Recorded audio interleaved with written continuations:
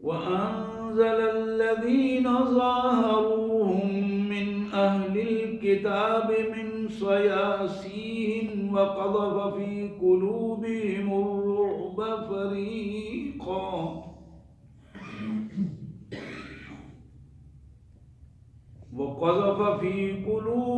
الرعب فريقا تقتلون وتأسرون فريقا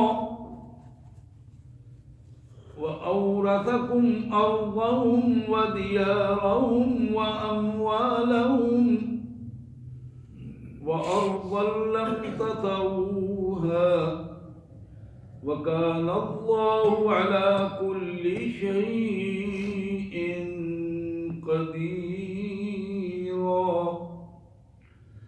آمنت بالله صدق الله العظيم.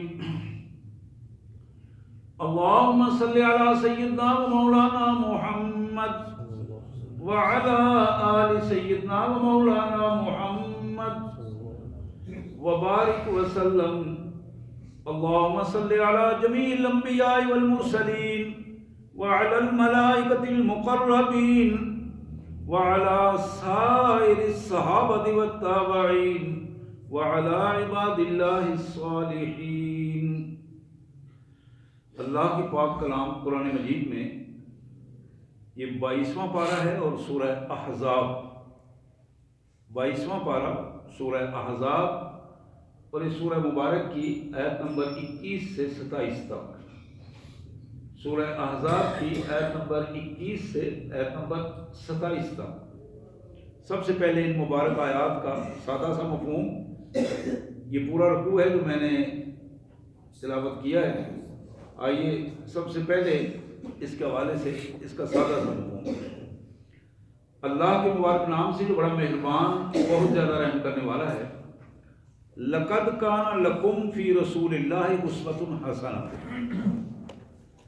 تمہارے لیے اللہ کے پیارے رسول صلی اللہ علیہ وسلم کی مبارک زندگی میں مکمل نمونہ ہے. تمہارے لیے اللہ کے رسول صلی اللہ علیہ وسلم کی مبارک زندگی میں ایک مکمل نمونہ موجود ہے. لمن کان یرجو اللہ والیوم الآخر وذکر اللہ کثیرا. اس مکمل نمونے سے صرف وہی شخص فائدہ اٹھا سکتا ہے جو شخص اللہ سے ملاقات کی امید رکھتا ہے، جس کا ایمان اور یقین ہے کہ مجھے قیامت کے دن میں اپنے اللہ کے حضور حاضر ہوں گا. دوسری خصوصیت اس کی یہ ہے والیوم الآخر، اللہ سے ملاقات کا بھی یقین ہے اور قیامت کے دن حساب و کتاب کا بھی یقین ہے. وذکر اللہ کثیرا، اور اب اس کی زندگی میں سب سے زیادہ اللہ کی یاد کو غلبہ حاصل ہے. ہمیشہ اللہ کی یاد ہمیشہ اس کے ذہن میں تر و تازہ رہتی ہے. وَلَمَّا رَأَى الْمُؤْمِنُونَ الْأَحْزَابَ، ایمان والوں نے جب کافروں کا بہت بڑا لشکر جو مختلف قبیلوں پر مشتمل تھا اس کو دیکھا تو بے ساختہ کہنے لگے ھذا ما وعدنا اللہ ورسولہ. سبحان اللہ، یہ تو وہی ہیں جن کے بارے میں اللہ اور اللہ کے رسول نے ہم سے وعدہ کیا تھا، وہ آ گئے، اللہ لے کے آیا ہے ان کو. ھذا ما وعدنا اللہ ورسولہ وصدق اللہ ورسولہ. اور حقیقت یہ ہے کہ اللہ اور اس کا رسول سچے ہیں، ان کا وعدہ سچا ہے، وہ سچے ہیں. وما زادہم الا ایمانا وتسلیما. اور حقیقت یہ ہے ان کافروں کے بہت بڑے لشکر کو جو اس وقت پورے عرب سے اکٹھا ہو کے آیا تھا، ان کو دیکھ کر ایمان والوں کا ایمان بڑھ گیا، وہ خوفزدہ نہیں ہوئے، ایمان بڑھ گیا اور تسلیم و رضا بڑھ گئی. اب ہوا کیا؟ من المؤمنین رجال صدقوا ما عاہدوا اللہ علیہ.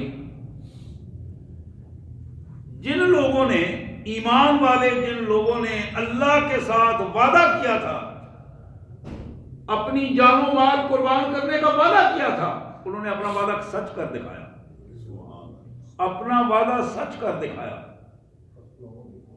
یہ وہی وعدہ تھا جو خندق کھودتے ہوئے، پتھروں سے کدالیں مارتے ہوئے وہ الفاظ کہہ رہے تھے، نحن الذین بایعوا محمدا علی الجہاد ما بقینا ابدا۔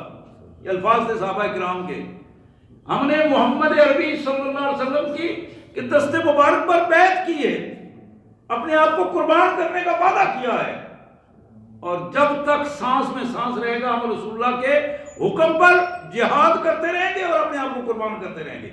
یہ وہ وعدہ ہے جس کا قرآن نے ذکر کیا۔ صدقوا ما عہد اللہ علیہ، جنہوں نے اللہ کے اور اس کے رسول کے ساتھ جو وعدہ کیا تھا اس کو سچ کر دکھایا۔ فمنہم من قضى نحبہ، کچھ تو ایسے ہیں جو اپنے وعدے کی نظر پوری کر چکے، اپنی جان اپنے مالک کو دے چکے، حوالے کر چکے، شہادت کا مرتبہ لے چکے۔ ومنہم من ينتظر، اور ہاں کچھ ایسے بھی غازی موجود ہیں جو اپنے مال جان کو ہتھیلی پر رکھ کر انتظار کر رہے ہیں کہ کب وہ موقع آئے کہ ہم اپنے اللہ کے حضور اس کو پیش کر دیں۔ وما بدلوا تبدیلا، ذرہ برابر بھی ان کے نظریے میں تبدیلی نہیں آئی، ذرہ برابر بھی تبدیلی نہیں آئی، اور زیادہ پختگی اللہ تعالیٰ نے انہیں عطا کی۔ لِيَجْزِيَ اللَّهُ الصَّادِقِينَ بِصِدْقِهِمْ وَيُعَذِّبَ الْمُنَافِقِينَ إِنْ شَاءَ وَيَتُوبَ عَلَيْهِمْ۔ یہ معیار اللہ نے اس لیے قائم کیا تھا تاکہ سچے لوگوں کو ان کی سچائی کا انعام دیا جا سکے اور دنیا میں انہیں عزتیں عطا کی جا سکے، اور جھوٹے لوگ منافقین اللہ چاہے تو ان کو معاف کر دے اور چاہے تو ان کو سزا دے دے، یہ مالک کی مرضی ہے۔ انشاء وَيُعَذِّبَ الْمُنَافِقِينَ انشاء او يَتُوبَ عَلَيْهِمْ، چاہے تو ان کو سزا دے چاہے ان کو معاف کر دے۔ ان اللہ کان غفورا رحیما، اور حقیقت تو یہ ہے کہ اللہ معاف کرنے والا بہت مہربان ہے۔ حضرات، ایک منظر یہ تھا جو قرآن نے ہمیں دکھایا، اب اس کا ایک دوسرا منظر ہے، وہ منظر میدان جہاد کا، قتال کا منظر ہے، ذرا اس کو بھی سنیے۔ وَرَدَّ اللَّهُ الَّذِينَ كَفَرُوا بِغَيْظِهِمْ لَمْ يَنَالُوا خَيْرًا، یہ جو کافر پورے عرب سے اکٹھے ہو کر چل دوڑے تھے مدینے کی نعوذ باللہ اینٹ سے اینٹ بجانے کے لیے، اللہ نے انہیں ناکام اور نامراد واپس بھیجا۔ لم ینالوا خیرا، ذرہ برابر بھی ایک تنکا بھی وہاں سے نہیں لے جا سکے۔ لم ینالوا خیرا، اپنے غصے میں جلتے ہوئے وہ واپس گئے۔ وقف اللہ المؤمنین القتال، اس ہاتھوں ہاتھ لڑائی میں ایک اللہ اکیلا ان سارے کافروں کے لیے کافی تھا، اور اسے ایک اکیلے اللہ نے ان سب کو شکست دے دی۔ وقف اللہ المؤمنین القتال وکان اللہ قویا عزیزا، لوگوں سن لو، طاقت صرف اللہ کے پاس ہے، اور ساری کی ساری طاقت کا منبع صرف اللہ وحدہ لا شریک کے پاس ہے، باقی سب اس کے محتاج ہیں۔ وکان اللہ قویا عزیزا۔ اب اس کا آخری اور عملی نتیجہ اللہ تعالیٰ فرماتے ہیں کہ کس طرح ہم نے کیا۔ وَأَنزَلَ الَّذِينَ ظَاهَرُوهُم مِّنْ أَهْلِ الْكِتَابِ مِنْ صَيَاصِيهِمْ، پہلا حکم اللہ نے یہ دیا، کام یہ کیا کہ اپنے قلعوں میں جو بند تھے، اپنی چار دیواریوں میں بڑے بڑے قلعہ نما میں یہودی بند تھے، اللہ نے انہیں اپنی تدبیر سے وہاں سے نیچے اتارا، اپنے گھروں سے وہ نیچے اترے۔ بنو قریظہ کے لوگ جب نیچے آئے، وَقَذَفَ فِي قُلُوبِهِمُ الرُّعْبَ، اللہ نے ان کے دلوں میں مسلمانوں کا رعب بٹھا دیا، مجاہدین کا رعب بٹھا دیا، وہ کانپنا شروع ہو گئے۔ فَرِيقًا تَقْتُلُونَ وَتَأْسِرُونَ فَرِيقًا، اب دیکھو کہاں وہ منظر اور کہاں یہ منظر کہ تم انہی میں سے ایک گروہ کو اپنے ہاتھوں سے قتل کر رہے تھے اور جو باقی بچے تھے ان کو تم نے گرفتار کر کے اپنے ماتحت کر لیا. یہی اللہ کا پلان تھا جو اللہ تعالیٰ نے تمہیں عطا کیا. اور پھر اس سے آگے کیا ہوا؟ وَأَوْرَثَكُمْ أَرْضَهُمْ، اللہ نے ان کے پاس جو زمینیں تھیں ان کا تمہیں وارث بنا دیا. وَدِيَارَهُمْ، ان کے گھروں کو کی ملکیت تمہیں دے دی. وَأَمْوَالَهُمْ، ان کے کاروبار اور ان کی مارکیٹیں، وہ سارے کے سارے فیکٹریاں جو کچھ تھی وہ تمہارے قبضے میں آ گئی. وَأَرْضًا لَّمْ تَطَئُوهَا، اور سنو ایمان والوں، تم اگر اپنے ایمان پہ ڈٹے رہو، جہادی جذبے کے ساتھ میدان میں رہو، وَأَرْضًا لَّمْ تَطَئُوهَا، ہم تو تمہیں وہ فتح عطا کریں گے جہاں تمہاری کوشش بھی نہیں ہوگی. تم صرف اپنے ایمان کی قوت کو قائم رکھو، ہم تمہارے لیے پوری دنیا فتح کر کے دے دیں گے. وَكَانَ اللَّهُ عَلَىٰ كُلِّ شَيْءٍ قَدِيرًا، اور شکوک و شبہات کا شکار نہ ہونا، طاقت صرف اللہ کے پاس ہے. وَكَانَ اللَّهُ عَلَىٰ كُلِّ شَيْءٍ قَدِيرًا، اللہ ہر چیز پر پوری گرفت رکھتا ہے، کوئی چیز بھی اس کے گرفت سے باہر نہیں ہے. سبحان اللہ و بحمدہ، سبحان اللہ العظیم، سبحان اللہ و بحمدہ، سبحان اللہ العظیم، و بحمدہ نستغفر اللہ، یا کریم یا ارحم الراحمین یا ذا الجلال والاکرام. اللہ اکبر کبیرہ. حضرات، یہ چار آج کے ہمارے ان آیات میں چار بنیادی نکات ہیں میں جس کی طرف آپ کی توجہ دلانا چاہوں گا. یہ غزوہ احزاب کی بات ہے جس پہ یہ قرآن نے تبصرہ کیا، جس کو عرف عام میں غزوہ خندق بھی کہتے ہیں. احزاب اس لیے اس کو کہتے ہیں کہ اس غزوہ میں یہودی قبائل، قریش اور مکہ مکرمہ اور مدینہ منورہ کے ارد گرد کے سارے قبائل اکٹھے ہو گئے تھے اور ایک نقطے پہ اکٹھے ہوئے تھے، ان مسلمانوں کو مار دینا ہے، ان کی سرزمین کو ختم کر دینا ہے. یثرب کی جو مدینہ النبی کی سرزمین بنی تھی اس کا وجود نہیں رہنے دینا. اور یہ بار بار باہم آپس میں ایک دوسرے کے ساتھ بار بار انہوں نے مشورے کیے. سب سے پہلی چیز قرآن نے جو ہمارے سامنے رکھی، لَقَدْ كَانَ لَكُمْ فِي رَسُولِ اللَّهِ أُسْوَةٌ حَسَنَةٌ، ایمان والو اگر تمہیں عزت سے جینا ہے اس دنیا میں تو صرف محمد رسول اللہ کے اسوہ حسنہ پر جی سکتے ہو.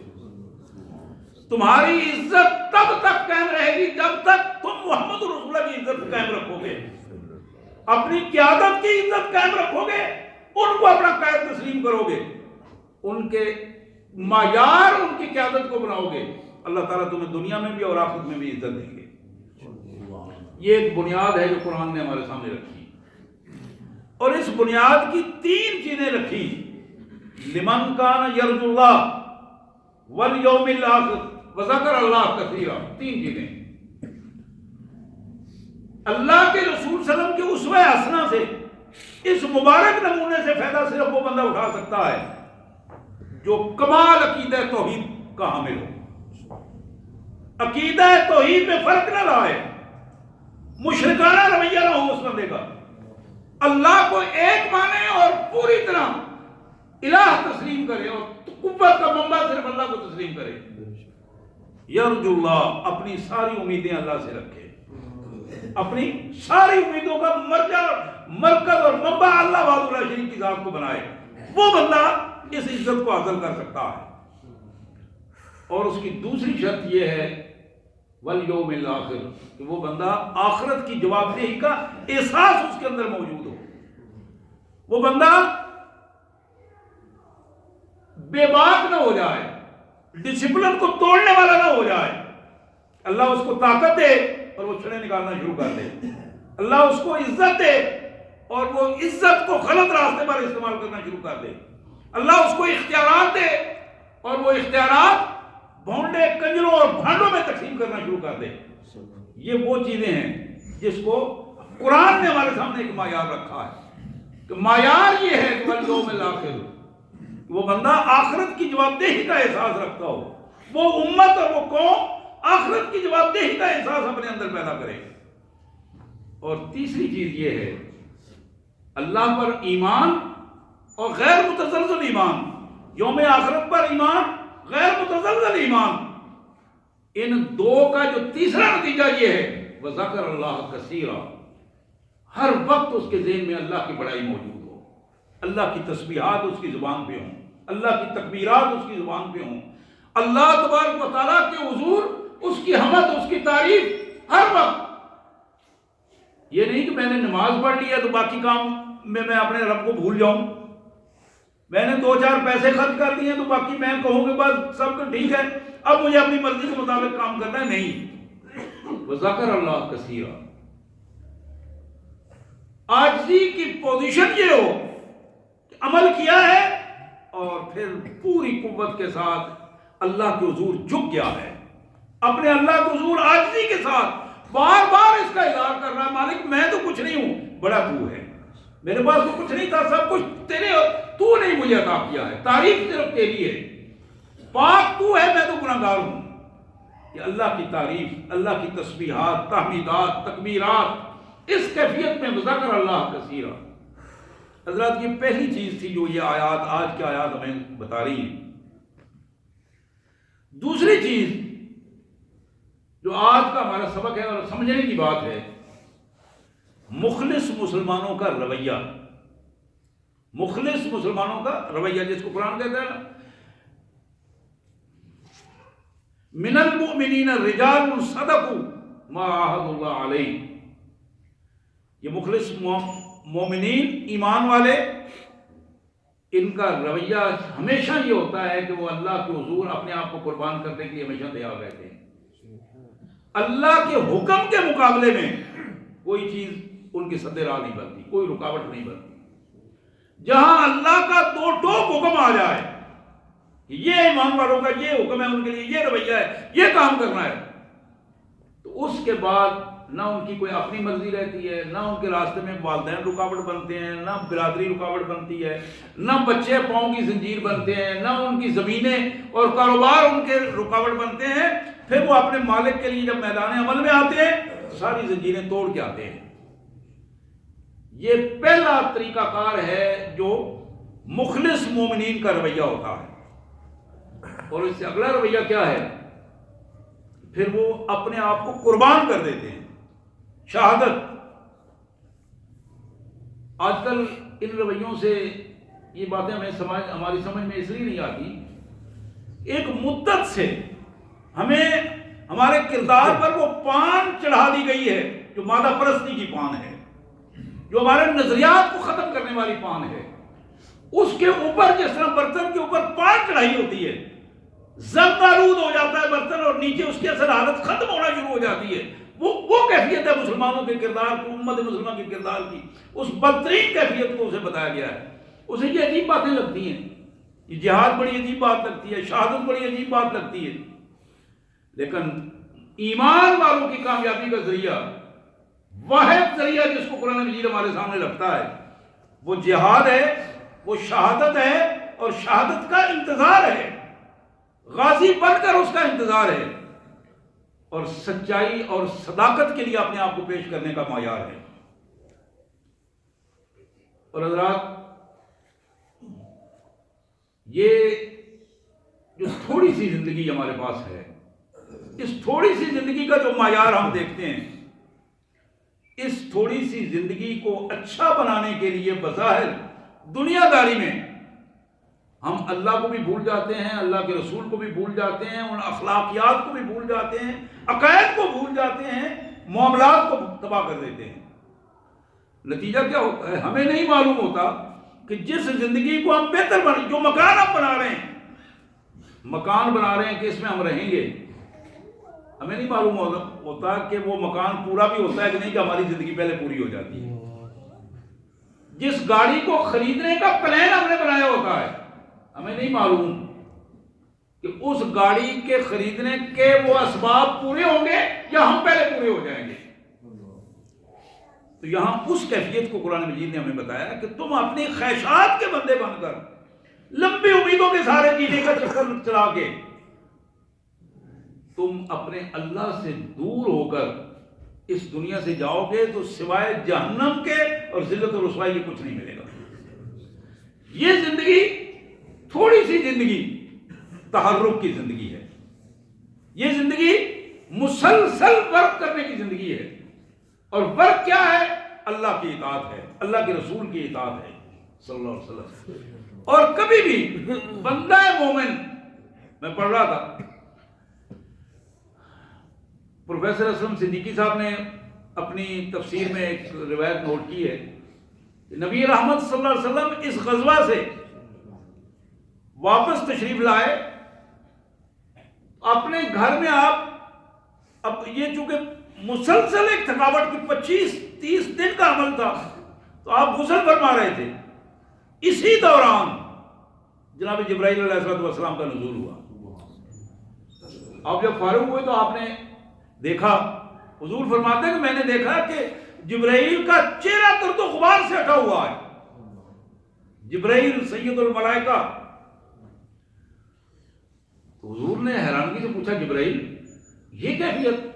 کہا اللہ کے رسول آپ تو ایزی ہو گئے ہیں, ہم نے ابھی ہتھیار نہیں اتارے, آپ نے ہتھیار اتار دیے ہیں, آپ کے ساتھیوں نے ہتھیار اتار دیے ہیں, ابھی ان کو حکم دیں جا کے بنو قریظہ کا محاصرہ کر لیں.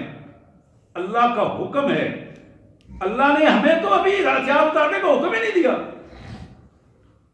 سید کائنات صلی اللہ علیہ وسلم نے اپنے ساتھیوں کو حکم دیا, اور اسی کیفیت میں یعنی 25-30 دن مسلسل آزمائش کی صورت میں گزارنے کے بعد اگلا جو ہے وہ پھر سلسلہ شروع ہو گیا. یہاں اس سچائی اور صداقت کا جو عملی مظاہرہ ہے, ایک بھی بندہ مومن کے ماتھے پر شکن نہیں پڑی. کہ ابھی زبانیں کھل جاتی ہیں نا جی, ان بھی رب ساڑھے سے راضی نہیں, وہ نمازاں بھی پڑھنے ہیں, پیسے بھی دینے ہیں, قربانیاں بھی دینے ہیں, ان بھی راضی نہیں رب. یعنی نعوذ باللہ ہم احسان کرتے ہیں اپنے رب پہ, نماز میں سجدہ کر کے رب پہ احسان کرتے ہیں, قربانی دے کر رب پہ احسان کرتے ہیں, کچھ 4 پیسے خرچ کر کے رب پہ احسان کرتے ہیں. اور ہمیں اس کا ادراک نہیں کہ جب ہم اس دنیا میں آئے تھے ہمارے پاس تو کچھ بھی نہیں تھا. کیا یہ خالی بدن لے کے آئے تھے؟ اور پھر سب کچھ اس نے دیا, بدن کا تحفظ بھی اس نے دیا, اور اس کی ضروریات بھی اس نے ہماری پوری کی. اور آج جب اس کی نعمتیں ہمارے پاس موجود ہیں تو اس کی نعمتیں اس کے لیے, اس کی رضا کے لیے خرچ کرنے پر ہماری زبانیں کھلتی ہیں, اور شیطان کی کہ وہ الفاظ جو ہمیں دیے ہوتے ہیں وہی الفاظ جو ہیں وہ ہماری زبانوں اور ذہنوں سے وعدہ ہوتے ہیں. تو یہاں مخلص مومنین کا جو ڈیٹا ہمیں بتایا گیا, اس میں سب سے پہلی چیز یہ ہے کہ مخلص مومن ہمیشہ جہاد کے لیے تیار رہتا.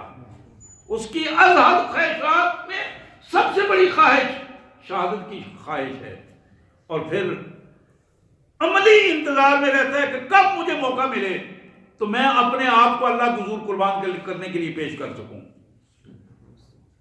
حضرات, محمد کریم جناب خاتم النبیین صلی اللہ علیہ وسلم کا ارشاد گرامی, واللہ لوددت انی اقتل فی سبیل اللہ ثم احیا ثم اقتل ثم احیا ثم اقتل ثم احیا ثم اقتل. اس سیاستہ کی حدیث ہے, صحیحین میں بھی موجود ہے کہ میرے آقا صلی اللہ علیہ وسلم نے فرمایا کہ اللہ کی قسم مجھے اپنی زندگی میں جو چیزیں سب سے زیادہ پسند ہیں ان میں سب سے ٹاپ پر یہ چیز ہے کہ میں اللہ کی راہ میں مارا جاؤں, پھر زندہ کیا جاؤں, پھر مارا جاؤں, پھر زندہ کیا جاؤں, پھر مارا جاؤں, پھر زندہ کیا جاؤں. یہ میری ازحد خواہش ہے کہ میں اپنے آپ کو اپنے اللہ کے حضور قربان کر دوں. حضرات, یہی ایمان والوں کی خواہش ہے. تیسری چیز اللہ تبارک و تعالیٰ نے ان آیات میں جو ہمارے سامنے رکھا کہ جب ایمان کی سچائی واضح ہو جاتی ہے, ایمان کی سچائی جب واضح ہو جاتی ہے, بندہ اپنے ایمان اور عمل کو خالصتاً اپنے اللہ کے لیے پیش کر دیتا ہے, تو پھر اللہ کی مہربانیوں میں وقت نہیں لگتا, اللہ کی انعامات میں وقت نہیں لگتا. پھر کوئی مشکل نہیں رہتی. آپ اندازہ کریں یہی وہ یہود بنو قریظہ اور ان کے دوسرے بنو نذیر اور دوسرے قبائل انہوں نے اپنے پورے کے پورے اس علاقے کو گھیرے میں لیا ہوا تھا. رسول اللہ صلی اللہ علیہ وسلم کی ہجرت سے پہلے صرف 3000 افراد، صرف 3000 افراد، یہ شوال 5 ہجری کی بات ہے. 3000 افراد. لوگ سوچ نہیں سکتے تھے کہ 3000 افراد سے کس طرح یہ انقلاب کس طرح آئے گا، تبدیلی کس طرح آئے گی، کیفیت کس طرح بدلے گی. ان 3000 افراد میں کائنات کے مالک نے وہ ایمانی قوت اس انداز میں پیدا کی کہ بنو قریظہ جو اوپر قلعہ بند تھے اور ان کے ذہن میں یہ بات تھی کہ کوئی ہمیں فتح نہیں کر سکتا، اللہ تعالیٰ نے ان کے دلوں میں وہ رعب بٹھایا کہ وہ اپنے قلعوں سے، قلعہ بند قلعوں میں وہاں سے نکلے اور اپنی محفوظ وادیوں سے نکل کر نیچے آئے. اور جب نیچے آئے، یہ وہ بنو قریظہ وہ لوگ تھے جو مدینے کی پوری ایک سائڈ اللہ کے رسول صلی اللہ علیہ وسلم کے ساتھ ان کا معاہدہ ہوا تھا کہ یہاں سے ہم حفاظت کریں گے، یہاں سے دشمن اندر نہیں آئے گا، یہاں سے کوئی اگر آیا تو ہم اس کی ٹکا بوٹی کر دیں گے. یہ معاہدہ تھا ان کا کہ مسلمان ان کی حفاظت کریں گے. یہ مسلمانوں کے ساتھ معاہدے میں تھے. بنو قریظہ کا جو سردار اس وقت موجود تھا، اس کے پاس بنو نذیر کا سردار آیا، ہوئی بن اخطب نامی، اور اس نے اس کو بتایا کہ یار تم یہودی ہو اور مسلمانوں کے ساتھ معاہدے میں. اس نے کہا میں نے معاہدہ کر لیا ہے اور اس معاہدے کا میں پابند ہوں. اس نے کہا اچھا. اب وہ بندہ وہیں رہا اور اس نے ایک ایسا پتہ کھیلا. اس نے کہا کہ تم یہودی ہو اور میں تمہیں ایک بڑی سادہ سی بات بتاؤں کہ اس وقت یہ موقع ہے جس کو تم ساری عمر انتظار کرتے رہو گے. آج عرب کے سارے قبائل تمہارے سوا سارے یہودی اکٹھے ہو کر آئے ہیں اور ان مسلمانوں کی تکا بوٹی کرنے کے لیے آئے ہیں. اگر تم اب ان کا ساتھ نہیں دو گے یہ ختم ہو جائیں گے، لیکن تم ہمیشہ بدنام رہو گے باقی زندگی. اس بندے نے معاہدے سے غداری کی اور اس غداری کے ضمن میں یہ اللہ کی مہربانی تھی کہ اللہ تعالیٰ نے اس کیفیت میں ان کے جال میں خود ان کو پھنسا دیا. اور یہی وہ وجہ تھی جس کا میں نے بتایا کہ اللہ تعالیٰ نے جبرائیل علیہ السلام کو بھیجا کہ اب ان کو بتاؤ. ان کو تو ہم نے بگا دیا ہے، وہ تو لم ینالوا خیرا، بغیر کچھ لیے یہاں سے نکل گئے ہیں، اب تم ان کو قابو کرو.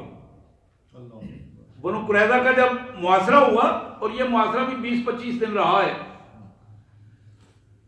اب وہاں مجبور ہو گئے یہ بنو قریظہ. انہوں نے خود کہا کہ ہمارا فیصلہ جو ہے وہ سعد بن معاذ رضی اللہ تعالیٰ عنہ سے کروا لیں. سعد بن معاذ وہ عظیم انسان تھے جو سردار بھی تھے اور علاقے میں لوگ ان پر اعتماد کرتے تھے. جناب سعد کے بارے میں حضور نے فرمایا ٹھیک ہے. جناب سعد فیصلہ کرنے کے لیے گئے، ان کے سارے قبیلے کے سب بڑوں کو بٹھا کے ان کی ساری گفتگو سنی، اور انہوں نے ثابت یہ بات ہو گئی انہوں نے واقعتاً معاہدے سے غداری کی ہے. اب جب ثابت ہو گئی، اس کو تسلیم کر لیا گیا کہ واقعی یہ جرم ہم سے ہوا ہے، اس کے شواہد شہادتیں موجود. اب اس پہ کیا ہوا؟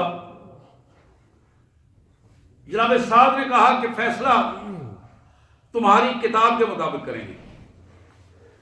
یہودیوں کی کتاب کون سی ہے پتہ ہے کسی بھائی کو؟ تورات. کون سی کتاب ہے ان کی؟ تورات. جس طرح ہمارے پاس قرآن مجید ہے، ان کی کتاب تورات. اب تورات کے حوالے سے یہ طے ہوا کہ فیصلہ تورات کے حوالے سے ہوگا. ویسے عرب روایات میں بھی یہی فیصلہ تھا، لیکن تورات میں بھی یہی فیصلہ تھا. فیصلہ یہ ہوا کہ کوئی قوم من حیث القوم جب معاہدہ کرتی ہے اور اس میں غداری کا مرتکب ہوتی ہے تو پھر اس کے سارے جو بالغ جوان لڑائی کے قابل ہیں ان سب کو قتل کر دیا جائے. دوسرا فیصلہ یہ تھا ان کے بچے اور ان کی خواتین اسی کیفیت میں جس طرح کافروں کے ساتھ عمل ہوتا ہے، اسی کیفیت میں، اسی حکم کے تحت، تورات کا یہ حکم تھا، اسی حکم کے تحت یہ بچے اور یہ لونڈی خواتین کو گرفتار کر لیا جائے گا، اور ان کے مال، ان کے گھر، ان کی زمینیں، ان کے کاروبار، ان سب پہ مسلمانوں کے زیر قبضہ ہوں گے اور مسلمانوں کی ملکیت شمار ہوں گے، اور آج کے بعد ان کی نسل تک ختم کر دی جائے گی، جہاں سے اس معاہدے میں غداری کی بنیاد پر ان کو جینے کا حق جو ہے وہ ان کی خود اپنی کتاب نہیں دیتی۔ اب یہ وہ فیصلہ تھا، اللہ تعالیٰ نے اس فیصلے کو ہمارے سامنے رکھا۔ حضرات، میں مختصر سی 3 دور آپ کے سامنے رکھنا چاہتا ہوں، مختصر سے۔ ایک وقت تھا کائنات کے مالک نے فرعون سے بنی اسرائیل کی جان چھڑائی، یہ وہ وقت تھا، اور بنی اسرائیل کی صرف جان ہی نہیں چھڑائی، بنی اسرائیل کے سامنے سارے فرعونیوں کو پانی میں غرق کیا، اور ان کی ساری زمینیں، ان کے سارے وسائل، ان کے باغات، ان کی حکومت بنی اسرائیل کے حوالے کر دی، اس لیے کہ اس وقت بنی اسرائیل اپنے نبی کے ساتھ اللہ کی نمائندگی کر رہے تھے، اللہ کی خلیفۃ اللہ فی الارض کی نمائندگی کر رہے تھے۔ یہ دور تھا جو بنی اسرائیل پر اللہ کا احسان تھا فرعونیوں کے مقابلے میں، فرعون کو تباہ کیا گیا۔ پھر ایک وقت آیا کہ بنی اسرائیل پر مسلمانوں کی پھر حکومت آئی، انہوں نے جب اللہ کے حکم کی نافرمانیاں کی، کھلی نافرمانیاں کی، یعنی فرعون کی جگہ پہ ان کو حکومت ملی، ان کو وسائل دیے، اور انہوں نے بدماشی کرنا شروع کر دی۔ نتیجہ کیا نکلا؟ اللہ نے امت مسلمہ کو ان کے اوپر مسلط کر دیا، اور پھر یہاں تک کہ یہودیوں کو اپنی نسل بچانا ممکن نہ رہی ان کے لیے، چند 100 یہودی جو ہیں وہ بنے، اور اس سے پھر ایک نسل اور حضرات، آج کا جو منظر ہے وہ پھر اس سے بالکل الٹ دہرایا جا رہا ہے۔ آج وہی مسلمان جو کل یہودی کے اوپر مسلط تھے، آج کائنات کے مالک نے ان مسلمانوں کو جو امت مسلمہ کی قیادت کے نااہل قرار دیے جا رہے ہیں، آج پھر یہودی کو ان پر مسلط کر دیا اللہ نے، کہ تاکہ تمہاری ذلت اور رسوائی کے اسباب بھی جس طرح ان کی مسجدوں میں، سورہ بنی اسرائیل کی شروع میں آتا ہے، ان کی عبادت گاہوں کو رونا تھا کافروں نے، آج وہی کیفیت بن رہی ہے۔ وہ وقت ہمارے سامنے آ رہا ہے کہ ہماری عبادت گاہیں، ہمارے نظریات، ہمارے گھر